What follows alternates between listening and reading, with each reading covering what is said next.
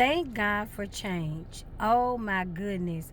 As much as we hate it, we love it at the same time. We love having phones that you can do videos and phones that take great pictures of you and phones where you can play and be somebody else. We love the technology, but guess what else? In all of that, and all of the things that we embrace and all of the new things out there, some of the things require, well, all of the new things require us to change as well. And we adapt and we move on.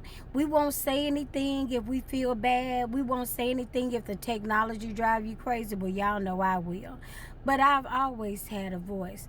But with everything changing, look inside and see where you need to change. I run into so many adults who are still holding things in, fully grown, with a full identity and know that things are wrong and they refuse to speak up for themselves. But I understand it was a learned behavior. And I'm challenging you to unlearn that behavior. When you speak and you're able to articulate and explain and you go through the trouble of explaining, because let me tell you something, when you're telling somebody where you hurt and how you hurt, it is going to seem like a waste of time, but it's never a waste of time. Communication is never a waste of time. Even if the two of you walk away and you split, you have not lost time. You have communicated effectively how you felt, and they understood it, although, and they found maybe they couldn't respect it, and you said, okay, if we can't do this, we can't move forward. But you've created a boundary. You have protected yourself. You have secured a boundary within. You have protected your emotional. You have protected your mental. You have protected your social, your financial, your spiritual. You protected your soul. And now, whatever that was cannot stop you from being the best you. But when you hold things in and you do not communicate those, you are now taking on the dysfunction of other people and how they treat you. And you're internalizing it as your fault. I did that for years with some people. And I never realized why I could never be fully happy and okay around, and it was always me trying to monitor myself and be the best, and I was expecting so much and they gave so little, but they really couldn't give that they couldn't give more. And then when I evaluated it further, they were not worth the effort and energy that I was giving. I was giving people energy and effort that they could never match and they did not deserve.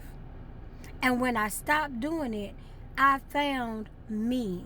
I found so much more for me. I found so much more in me, and I'm able to do things that I never would have done if I was still carrying their baggage. I can't change people, but I don't have to allow them to change and influence and bring me down. And when you set a boundary and when you put things in place that protect you, you only get the best version of you.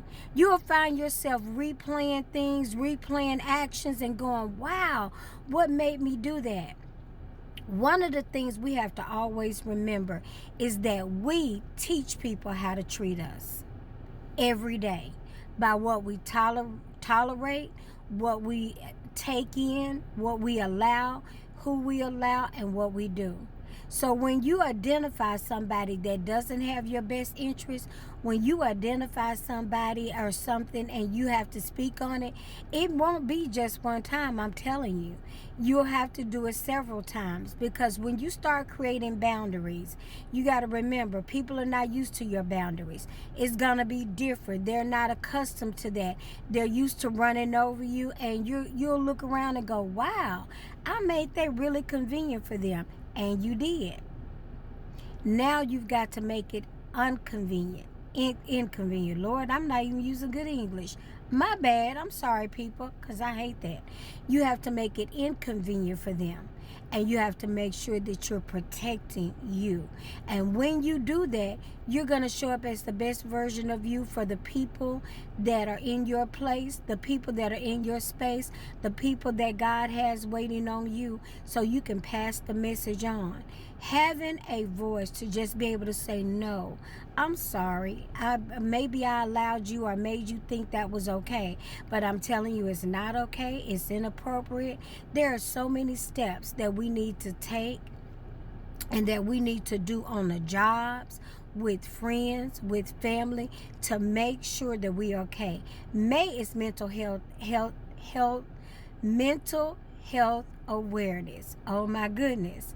And we want to make sure we take care of our mental health. There was a time when Black people didn't even feel like we could stop and think about our mental health. We just had to push through. And many people didn't push through. They didn't say anything. They suffered in silence. And they didn't push through. They didn't get better. And when you see people who have gotten older, but they have only gotten older, they have not become an elder, they have not zoned in on their wisdom, they're not able to tell you anything better, they're not able to be better, they're actually bitter, because time does not heal a wound. Time only perpetuates and stretches and makes a greater intensity on what's already there.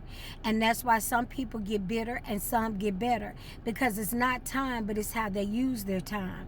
So when you didn't even know that you could tap in or say I'm hurt, when you didn't even know that and you just pushed through and nobody talked about it.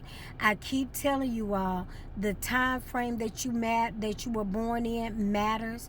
The things that were going on around that time matter. Generation X, which is where I fall in, we are just one generation away from Jim Crow and segregation. So we were raised by parents who, being silent, kept us alive, who being silent made sure we were okay and that we were not, put up on hanging from a noose. So as we began to find a voice, and we had all the civil rights that was new, it was coming in, and we started having a voice. And now if you're the next generation, you feel like, oh wow, yeah, I've had a voice, or I'm saying this, and you don't have any restrictions because you did not grow up under the same time. So rather than judge people who are just now getting there, understand why they are there. I'm not judging you. I'm just telling you the time is coming. If it seems like there are a lot of attacks that are happening and you're like, dang, why do people keep doing me this way?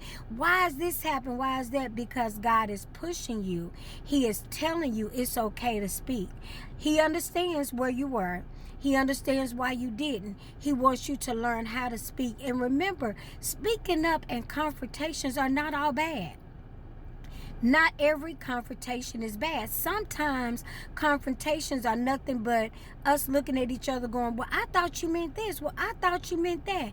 They do not have to be bad. But what confrontations really are is an opportunity to bring clarity to the thought process, the ideas, and the expectations of more than one individual. So somebody other than yourself.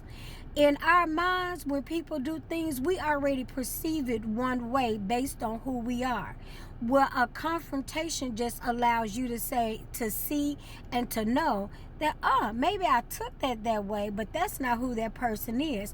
And it's an opportunity to build a relationship.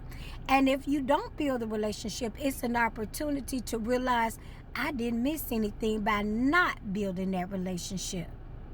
So if it seems like it's a lot happening, maybe it's God showing you it's time for you to speak up.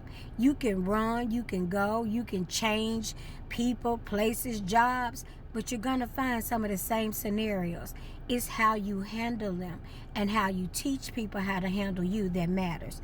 It's been your girl, Candid with Kim, just letting you know your voice matters in every situation.